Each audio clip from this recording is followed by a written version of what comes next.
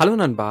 இந்த உலகத்துல சில பேர் ஒண்ணுமே இல்லாம ஆரம்பிச்சிருக்காங்க. பெரிய பணக்கார பேரண்ட்ஸ் கிடையாது, பெரிய பெரிய ஆப்பர்ச்சுனிட்டிஸை ஏற்படுத்தி கொடுக்கற அளவுக்கு மிகப்பெரிய கனெக்ஷன்ஸோட இருக்கிற சோஷியல் சர்க்கிளும் கிடையாது. ஆனா எப்படியோ அவங்க ஜெயிச்சிட்டாங்க. அவங்க எதிர்பார்த்த வெல்த் லெவலை அச்சீவ் பண்ணிட்டாங்க. அவங்களோட லெவலுக்கான சக்சஸ் அச்சீவ் பண்ணிட்டாங்க. எதுவுமே இல்லாம எப்படி இதை பாசிபிளா மாத்தினாங்கன்னு நீங்க யோசிக்கலாம். ஏன்னா மெஜாரிட்டி ஆஃப் மக்கள் இந்த மாதிரி ஜீரோல இருந்து ஸ்டார்ட் பண்றாங்கன்னா ஒரு ஜாப்லாம் போனதுக்கு அப்புறமா ஏர்ன் பண்ண ஸ்டார்ட் பண்ணிடுவாங்க. ஆனாலும் பெருசா எந்த மொமெண்டமும் கிடைக்காம பல வருஷங்களுக்கு ஒரே இடத்துல ஸ்டக் ஆன மாதிரி ஃபீல் பண்ணுவாங்க. அவங்களோட எக்ஸ்பென்சஸ் அண்ட் கடனை மட்டும் மேனேஜ் பண்ணிக்கிட்டு அதை தாண்டி எதுவுமே பண்ண முடியாத மாதிரி ஒரு சிச்சுவேஷன்ல இருந்துட்டு இருப்பாங்க. ஒரு ஹாம்ஸ்டர் அந்த வீல்ல மாட்டிக்கிட்ட மாதிரி எண்ட்லெஸ்ஸா லூப்ல ஓடிக்கிட்டே இருப்பாங்க. ஆனா அதுல இருந்து உடச்சி வெளியே வர வழி அவங்களுக்கு கடைசி வரைக்கும் தெரியாமலே போயிடும். ஒரு பாயிண்ட்ல வாழ்க்கை ஃபுல்லா நம்ம இப்படியே தான் இருக்கணும் போல அப்படிங்கிற அவங்களோட சிச்சுவேஷன் அக்செப்ட் பண்ணிக்கிட்டு கிவ் அப் பண்ணிட்டு சரண்டர் ஆயிடுவாங்க. இல்ல அப்படியே அதுல இருந்து தப்பிச்சு வெளியே வர வழி தெரிஞ்சாலும் அதை தெரிஞ்சுக்கிறதுக்கே பல வருஷம் ஆகிடுறதுனால பெரிய ரிஸ்க் எல்லாம் எடுக்க முடியாது அப்படிங்கிற மாதிரி ஒரு நிலைமையில போய் மாட்டிப்பாங்க. அது எப்படி ஒருத்தவங்க அதே லெவல்ல இருந்து ஸ்டார்ட் பண்ணாலும் ஜெயிக்கிறாங்க, இன்னொருத்தவங்க காலம் ஃபுல்லா ஒரே இடத்துல மாட்டிக்கிட்டு இருக்காங்க. இவங்களுக்கு அவங்களுக்கும் இருந்த டிஃபரன்ஸ் என்ன? லக்கா அப்படின்னு கேட்டீங்கன்னா கிடையாது. லக்கை விட அவங்க ரெண்டு பேருக்கு உள்ள இருந்த psychological patterns and mind set difference தான் வித்தியாசமான ரிசல்ட்ஸை கொண்டு வந்திருக்கு. ஸோ இன்னைக்கு இந்த வீடியோல இந்த மாதிரி ஸ்கிராச்ல இருந்து அவங்களோட வெல்த் பில்ட் பண்ணவங்களோட 7 சைக்காலஜிக்கல் சயின்ஸை பத்தி தெரிஞ்சுக்க போறோம். ஸோ வாங்க ஸ்டார்ட் பண்ணலாம். Number 1, they learn to delay gratification or reward. ஜீரோல இருந்து ஸ்டார்ட் பண்ணாலும் பெருசா ஜெயிக்கிறாங்க பாருங்க. அவங்களுக்கு இந்த கேமை விளையாட தெரியும். பிகினர் ரூக்கி மிஸ்டேக்ஸ் எல்லாம் பண்ண மாட்டாங்க. ஃபியூச்சர்ல கிடைக்கக்கூடிய கெயினுக்காக இப்ப அவங்களோட கம்ஃபர்ட்டை சாக்ரிஃபைஸ் பண்றதுக்கு ரெடியா இருக்காங்க. எப்பயுமே ஃபினான்ஷியலா ரொம்ப மோசமான நிலைமையில இருக்க ஃபேமிலில இருந்து அவங்களோட லைஃப் ஆரம்பிக்கிறவங்க சின்னதா ஏதாவது ஒரு மைனர் ஃபினான்ஷியல் சக்சஸை பார்த்தா கூட அது அவங்களுக்கு பெரிய விஷயமா இருக்கிறதுனால எல்லார்கிட்டயும் அவங்க ஜெயிச்சிட்டாங்கன்ற விஷயத்த காட்டணும்னு நினைப்பாங்க. ஏன்னா பல வருஷங்களுக்கு அவங்க ஸ்பெண்ட் பண்ண இந்த லைஃப் டைம்ல நிறைய அவமானங்களை ஃபேஸ் பண்ணியிருப்பாங்க. அவங்க ஃபேமிலியா பெருசா எதுவும் நடக்காதாங்க, சும்மா சர்வைவ் ஆயிட்டு தான் இருக்காங்க அப்படின்னு அவங்களோட சோஷியல் சர்க்கிள்குள்ள இல்ல ரிலேட்டிவ்ஸ்குள்ள கூட கான்ஸ்டன்டா எல்லாருமே நீங்க ஏழை தானே அப்படிங்கிற விஷயத்த இன்டைரக்டா அவங்களோட ஆக்ஷன்ஸ் மூலமா அவங்களுக்கு ரிமைண்ட் பண்ணிக்கிட்டே இருக்கிறதுனால சான்ஸ் கிடைச்சா இவங்க எல்லாருக்குமே பதிலடி கொடுக்கணும்னு சொல்லி மைனரா ஏதாவது ஒரு ஃபினான்ஷியல் சக்சஸ் பார்த்தா கூட எல்லார் கண்ணுக்கு முன்னாடி அவங்க சக்சஸ்ஃபுல்லா தெரியணும்னு நினைப்பாங்க. ஆனா உண்மையிலேயே பெரிய கேம் பிளே பண்றவங்க, பிக்கர் வின்னை எதிர்பார்க்கறவங்க, இவ்வளவு காலம் இந்த நிலைமையில தான் இருந்துட்டு இருக்கோம், இவ்வளவு காலம் பொறுத்துட்டு இருந்திருக்கோம், இன்னும் சில போரிங்கான வருஷங்கள் போகட்டுமே, உடனே நம்ம சக்சஸ்ஃபுல்லா தெரியணும்னு அவசியம் கிடையாது, நமக்கு இப்ப ஃப்ரீடம் தான் முக்கியம் அப்படிங்கிற எண்ணத்தோட ரொம்ப தெளிவா இருப்பாங்க. லோவர் வெல்த்ல இருக்கிறவங்க இன்கம் இன்க்ரீஸ் ஆனா அவங்க லைஃப் ஸ்டைலை அப்கிரேட் பண்ணி நானும் பெரிய ஆள் தான் அப்படின்ற மாதிரி காட்டணும்னு நினைப்பாங்க. அவங்க ஸ்டேட்டஸை இம்ப்ரூவ் பண்றதுக்கு தேவைப்படுற புது போனு, புது பைக்கு, புது கார்னு எல்லாத்தையும் வாங்குவாங்க. ஆனா உண்மையிலேயே ஃப்ரீடம்க்கு ஆசைப்பட்டு வெல்த்தை பில்டு பண்ணணும்னு நினைக்கிறவங்க இதுக்கு அப்படியே ஆப்போசிட்டா பண்ணுவாங்க. நம்ம போரிங்காவே இருப்போம், போரிங்காவே தெரியும், வெயிட் பண்றதுக்கு நான் கம்ஃபர்டபுளா தான் இருக்கேன், நான் ஒரு மரம் வளர்த்துட்டு இருக்கேன், அது எனக்கு நல்லா நிழல கொடுத்து எனக்கு பழங்கள்லாம் கொடுக்கறதுக்கு சில வருஷங்கள் ஆகும், இப்பத்துல இருந்தே நான் பில்டு பண்ண ஆரம்பிச்சேன்னா 10 வருஷத்துக்கு அப்புறம் எனக்கு ஒரு பலன் கிடைக்கும்னு இந்த வெயிட்டிங் கேமை பெட்டரா பிளே பண்றதுனாலதான் கிராட்டிபிகேஷனை டிலே பண்ற இந்த பிஹேவியர் தான் அவங்களுக்கு உண்மையிலேயே சக்சஸ் கொடுக்கறதுக்கு ஒரு மிகப்பெரிய காரணமா இருக்கு. Number 2, they are better at controlling emotions.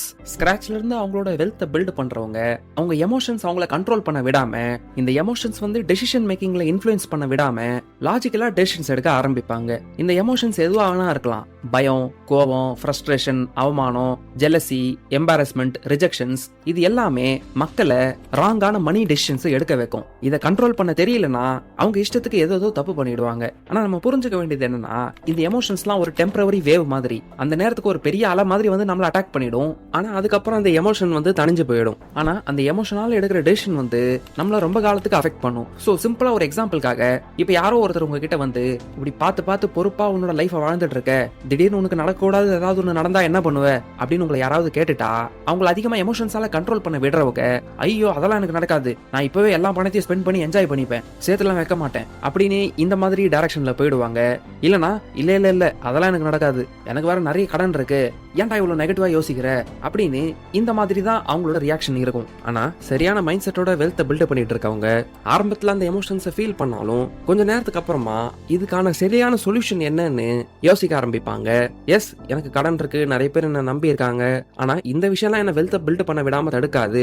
என்னோட இன்கம் இன்க்ரீஸ் பண்ணிக்கிட்டே இருப்பேன், இன்வெஸ்ட் பண்ணிக்கிட்டே இருப்பேன், வளர்ந்துகிட்டே இருப்பேன். அட் த சேம் டைம் என்னோட வாழ்க்கையில இருக்கக்கூடிய மோசமான சிச்சுவேஷனுக்கும் ஒரு டேர்ம் இன்சூரன்ஸ் எடுத்துக்கிட்டு ஸ்மார்ட்டா என்னையும் ப்ரொடெக்ட் பண்ணிப்பேன். இதனால ஏதாவது அன்எக்ஸ்பெக்டடான அன்பார்ச்சுனேட்டான விஷயம் எனக்கு நடந்தாலும் என்னோட ஃபேமிலியோட ஃபினான்ஷியல் ஃப்ரீடம் விட்டு போயிடாது.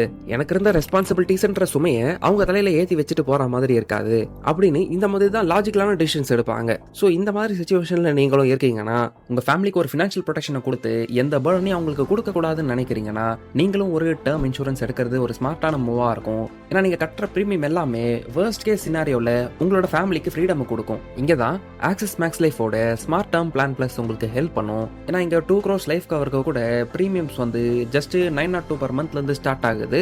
இந்த மாதிரி ஒரு பெரிய கவரேஜ் அமௌண்ட் வந்து உங்க ஃபேமிலியோட லோன்ஸ், இஎம்ஐஸ் அண்ட் ஃபியூச்சர் நீட்ஸை ஃபுல்ஃபில் பண்றது மட்டும் இல்லாம அதுக்கு நீங்க பண்ற செலவு வந்து வீக்கெண்ட் ஒரு நாள் போய் வெளியே சாப்பிட்டுட்டு வர அமௌண்ட்டை விட கம்மியா தான் இருக்கும். ஆனா உங்க ஃபேமிலிக்கு தேவைப்படுற பல வருஷங்களுக்கான ஃபினான்ஷியல் ப்ரொடெக்ஷனை கொடுக்குது. அதுவும் நீங்க ஒரு சேலரிட் இண்டிவிஜுவலா இருந்தீங்கன்னா ஃபர்ஸ்ட் இயர்ல உங்களுக்கு 15% டிஸ்கவுண்ட் கிடைக்கும். விமனா இருந்தீங்கன்னா 15% லைஃப் டைம் டிஸ்கவுண்ட் கிடைக்கும். அதுவே சேலரிட் விமனா இருந்தீங்கன்னா இந்த 2 பெனிஃபிட்ஸும் உங்களுக்கு கிடைக்கும். நீங்க கிளைம்ஸை பத்தியும் வருத்தப்பட தேவையில்ல. ஏன்னா இண்டஸ்ட்ரியில one of the highest claim settlement ரேஷியோவான 99.8% இருக்கு.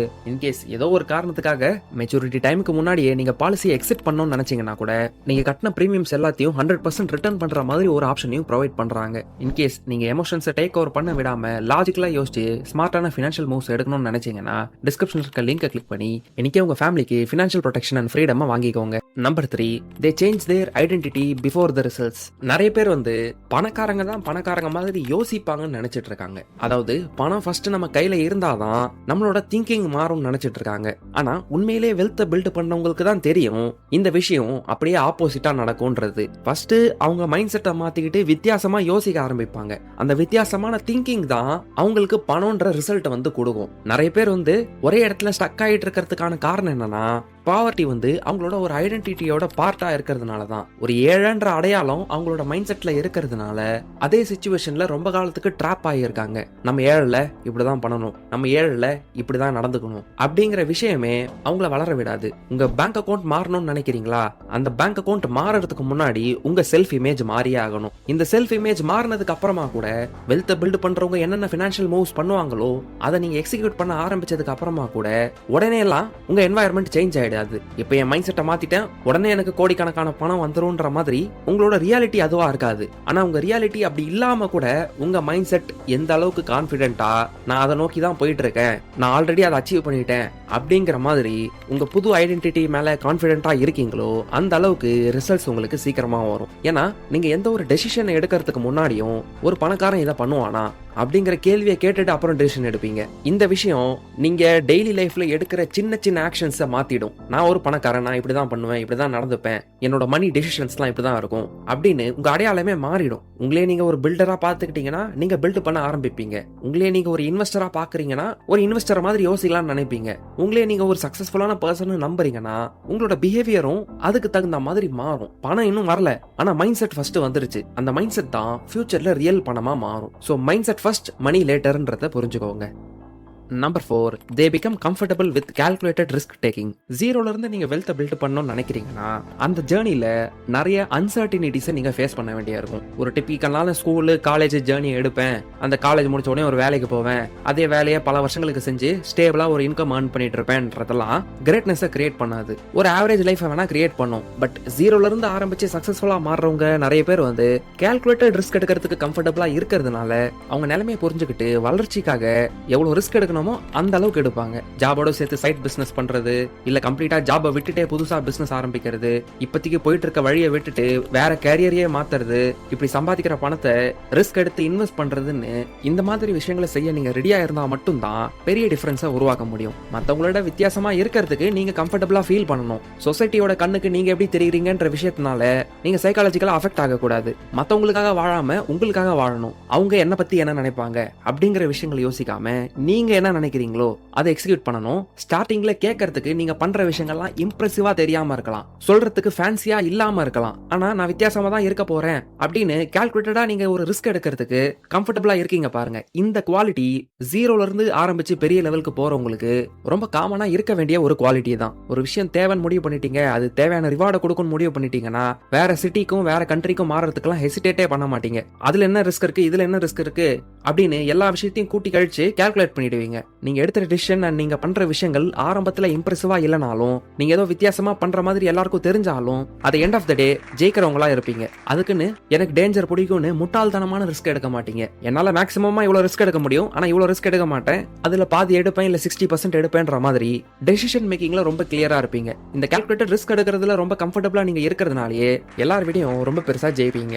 Number 5, they take responsibility. பாவர்ட்டில இருந்து பெரிய வெல்த் பில்ட் பண்ணவங்களுக்கு இருக்கிற ஒரு காமன் ட்ரைட் என்னன்னா ரெஸ்பான்சிபிலிட்டி எடுத்துக்கிறது தான், பொறுப்பு எடுத்துக்கிறது தான். பொதுவா புவர் பேக்ரவுண்ட்ஸ்ல இருக்கிறவங்க வந்து ஏதாவது சான்ஸ் கிடைச்சா மத்தவங்க மேல கம்ப்ளைண்ட் பண்ணலாம் நினைப்பாங்க. எக்கானமி சரியில்லை, பொலிட்டீஷியன்ஸ்லாம் நம்மளை ஏமாத்துறாங்க, பாஸ் சம்பளமே ஏத்தி கொடுக்க மாட்டாரு, நம்ம ஏன் ஏழையா பிறந்தோம் இப்படின்னு அவங்க சிச்சுவேஷன் நினைச்சு பிடி பண்ணிட்டு ரெஸ்பான்சிபிலிட்டியை எடுத்துக்காம மத்தவங்க மேல பழி போடுறதை விட்டுட்டு வாழ்க்கை எல்லாருக்குமே நியாயமா நடந்துக்காது அப்படிங்கிற விஷயத்த புரிஞ்சுக்கிட்டு வாழ்க்கையில பல வருஷங்களை ஏன் எனக்கு மட்டும் இது நடக்குது, எல்லாம் அவங்களாலதான் இவங்களாலதான்னு பழிய தூக்கி போட்டுட்டு அவங்க கையில இருக்க பவர் அண்ட் கண்ட்ரோலை விட்டு கொடுத்துறாம இதெல்லாம் நமக்கு நடக்குது, இப்ப இதை ஓவர் கம் பண்றதுக்கு நம்ம என்ன பண்ணலாம் அப்படிங்கிற மைண்ட் செட்டோட அவங்க யோசிக்கிறதுனால அவங்க டேஞ்சரஸா மாற ஸ்டார்ட் பண்ணுவாங்க.